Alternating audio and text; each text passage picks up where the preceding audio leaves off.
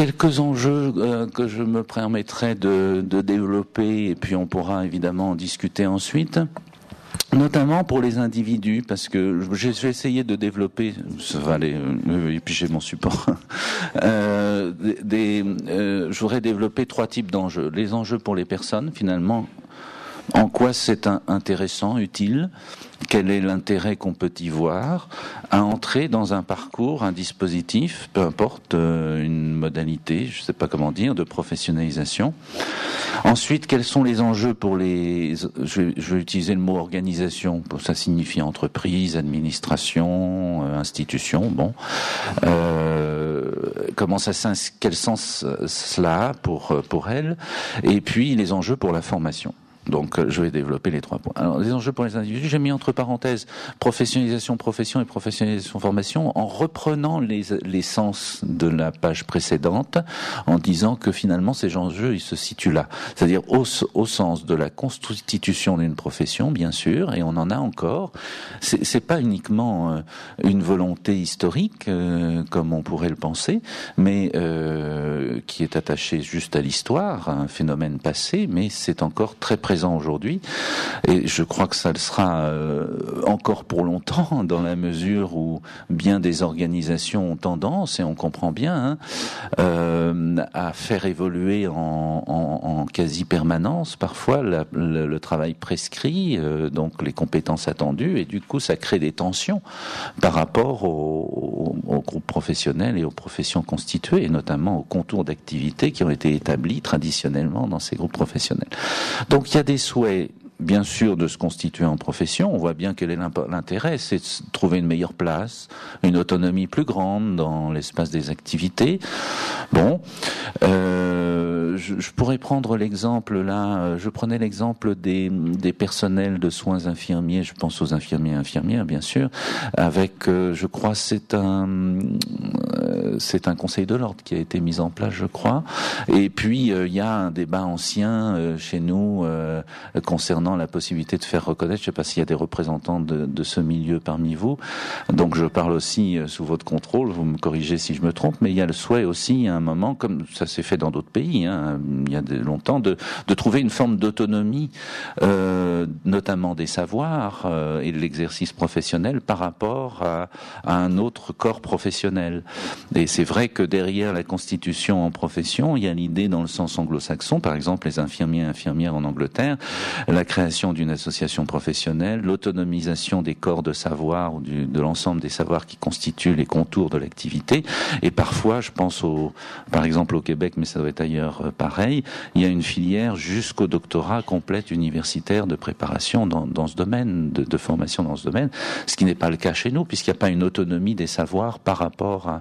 Donc, il y a des enjeux importants de place, de pouvoir, d'autonomie d'exercice, bien sûr, derrière tout cela. Et c'est encore très actuel aujourd'hui. Et puis, l'autre point, c'est l'idée que je pense, enfin, moi j'ai un exemple dont je vais vous parler rapidement, pour que ce soit plus clair. C'est très présent aussi, c'est l'idée de finalement se professionnaliser au sens de se constituer en groupe social capable de définir ou de faire reconnaître son activité. C'est dans ce sens-là. C'est aussi une façon de constituer un contre-pouvoir par rapport à une tendance qui est très présente aujourd'hui, que j'appelle peut-être que l'appellation n'est pas tout à fait bonne, parce que des sociologues pourraient me dire le mot institutionnalisation a un sens précis, mais moi je le nomme de cette façon, la tendance à l'institutionnalisation de l'activité, au sens où ce sont plus des organisations et des entreprises qui définissent localement, redéfinissent les contours de l'activité, qui du coup échappent à la maîtrise des groupes professionnels. Et je pourrais prendre un exemple qui n'est pas très ancien. On avait mené une recherche au CNAM en 2004-2005 auprès des inspecteurs du travail. Et comme vous le savez peut-être, les inspecteurs du travail sont des professionnels qui d'abord interviennent traditionnellement pour le contrôle des conditions de travail, des contrats de travail, du respect des normes de sécurité, etc. Et depuis quelques années, donc le ministère du Travail a demandé à une partie de ces inspecteurs du travail d'être affectés davantage à l'emploi, c'est-à-dire à la mise en œuvre des mesures en faveur de l'emploi, contrats aidés, etc. Donc mise en œuvre de partenariats au niveau local. Il faut savoir que les inspecteurs du travail ont régulièrement par le passé, constituer des repères stables concernant leur activité, comment on réalise un contrôle, on rencontre un chef d'entreprise, etc.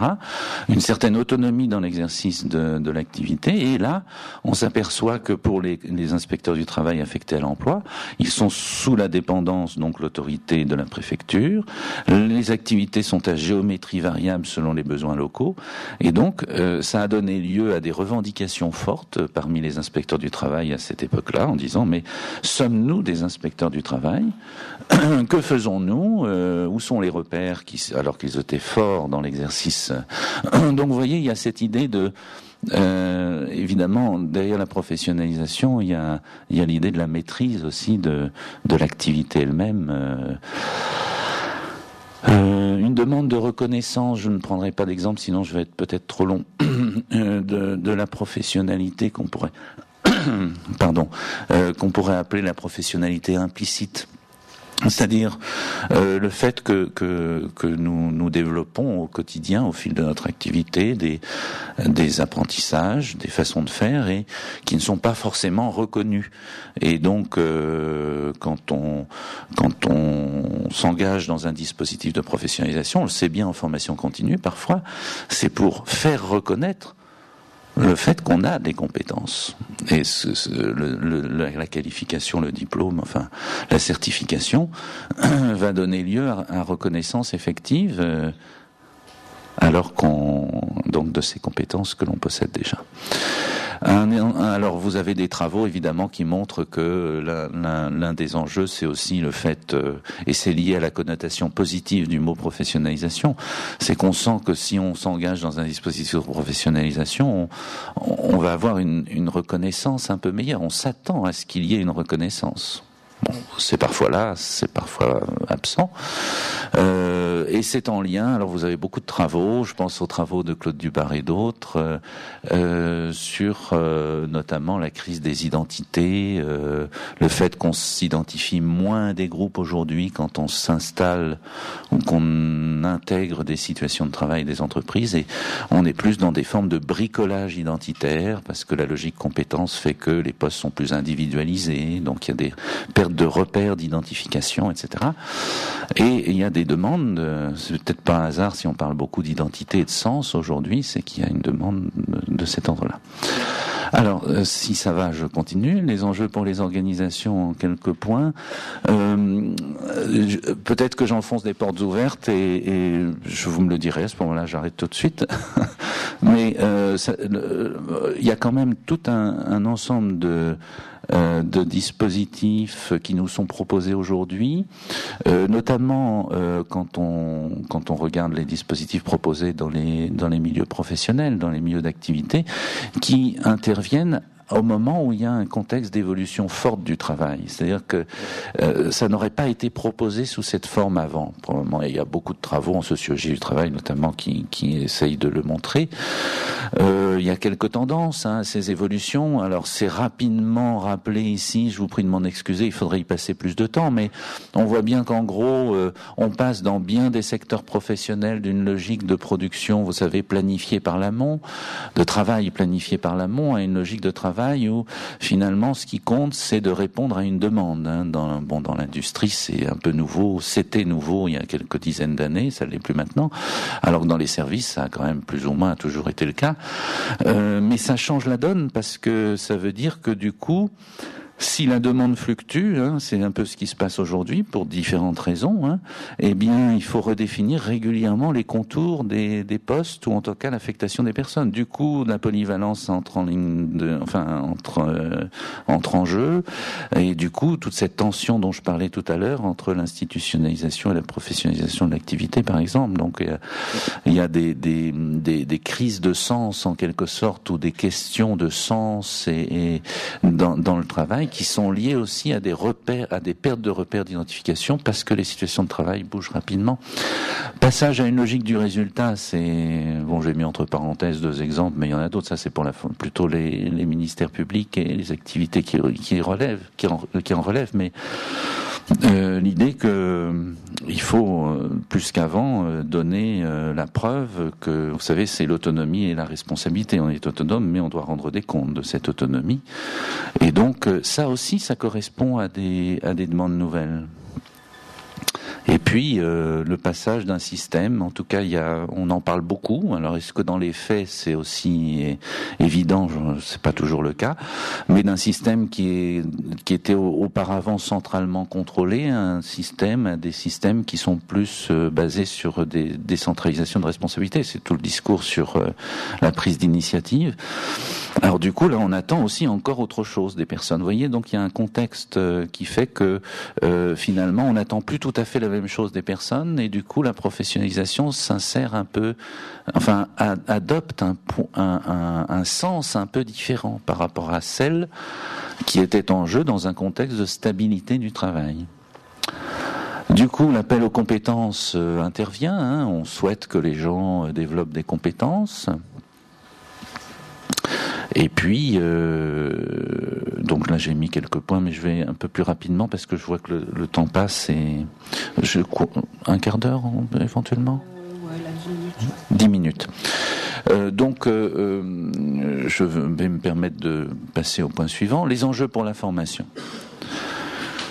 Je pense, mais ça, on pourra peut-être en discuter ce matin ou cet après-midi, c'est à la fois une chance et un risque. Je crois que il y a la chance il y a plusieurs éléments qui constituent des points positifs, à mon sens. C'est d'une part le fait que quand on parle de professionnalisation au sens de la formation, ce que j'ai mis entre parenthèses, implicitement, on voit bien qu'il y a l'idée que on utilise plus les situations de travail, ou en tout cas, il y a une part d'apprentissage qui relève aussi d'une autre activité que la seule activité de formation formelle, en salle, etc. Et du coup, ça nous conduit, nous formateurs, à nous demander comment l'activité peut produire des effets formateurs. Alors, heureusement, et nous avons depuis une vingtaine d'années maintenant des approches, et on a besoin de théorie de l'activité, on en a. Je pense à certaines approches, la didactique professionnelle, la clinique de l'activité, etc., qui viennent là pour essayer de nous aider à mieux penser la façon dont l'activité professionnelle peut être une occasion de formation, parce que du coup, et ça c'est une chance, parce qu'auparavant, on était plutôt des spécialistes, sous-entendu, de catégories de savoir. Là, au contraire, on essaye, il faut penser davantage, c'est un des enjeux sans doute dans le champ de la formation, de la professionnalisation, l'articulation entre des espaces-temps qui étaient auparavant séparés. Donc c'était le deuxième point justement, espace-temps du travail et de la formation. Là, on voit bien qu'il faut essayer de les articuler. Et puis on voit bien qu'il y a ça accompagne une autre façon de poser la question du transfert des apprentissages, notamment, si tant est que le transfert existe. Mais ça, c'est une question compliquée parce que si on regarde des exemples de dispositifs où on recourt à la situation de travail comme outil d'apprentissage, du coup, il y a investissement, production, mobilisation en même temps, dans le même espace-temps. Ça pose d'autres questions liées à la valorisation, à la reconnaissance externe. Bon, bien entendu des apprentissages, mais peut-être qu'on aura l'occasion d'y revenir. Une question quand même qui se pose, c'est parfois seulement, je pense notamment à des dispositifs internes type formation-action. J'ai des exemples en sidérurgie, je pense particulièrement. C'est moins le cas pour la formation externe ou la formation partenariale, organisme de formation entreprise, mais parfois on est dans des formes de dispositifs où il y a un retour en force très important de la formation sur le tas. Et du coup, il y a une localisation des apprentissages très très forte et une difficulté évidemment à pouvoir les valoriser à l'extérieur. Et donc là, il y a une question évidemment qui intéresse tout. Alors, je vous propose de faire le choix peut-être de ne pas développer le point suivant pour garder un petit peu de temps. Et puis, bon, si vous voulez, on pourra y revenir à un autre moment. Mais les dispositifs, il y a des dispositifs variés dans le champ de la formation, du travail, c'est-à-dire les entreprises, administrations, donc les initiatives internes. Et puis je pense aussi à l'analyse du travail ou l'analyse des pratiques qui intervient comme étant une modalité importante aujourd'hui. Vous savez, essayer d'inciter les gens à prendre un recul systématique sur leur activité pour dégager des apprentissages nouveaux, pour faire en même temps qu'ils s'adaptent plus facilement à des situations de travail changeantes.